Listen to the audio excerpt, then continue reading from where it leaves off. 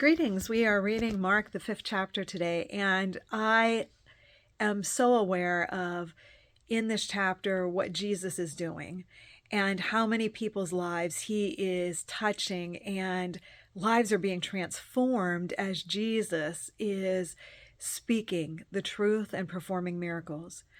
But one of the things that I've noticed in this passage is that at the beginning of the passage, we discover a man who is released from demons.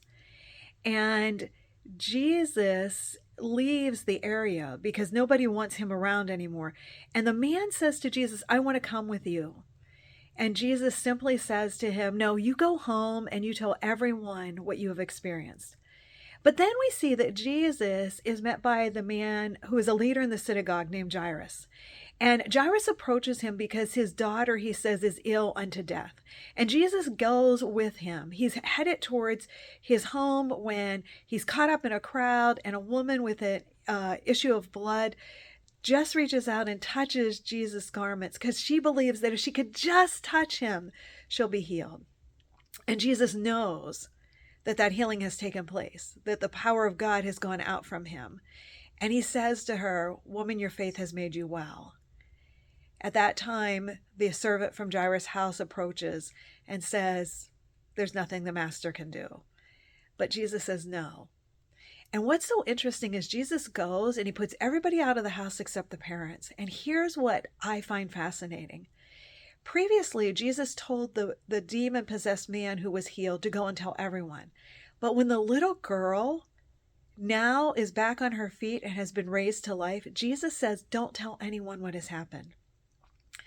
Friends, I think that just as a reminder to us that there are people in our lives who are not going to hear what God is doing. They're not going to believe it. But there are other people that we encounter who are willing and eager, and their hearts are ready to hear the message of Jesus. It's up to us as believers to speak with God, to ask God, when do I need to share this and when do I need to be quiet?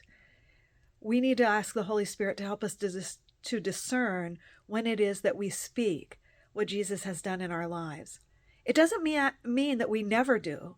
It just means that we have to discern to whom we speak what Jesus has done. Because some hearts are ready and some hearts are not ready.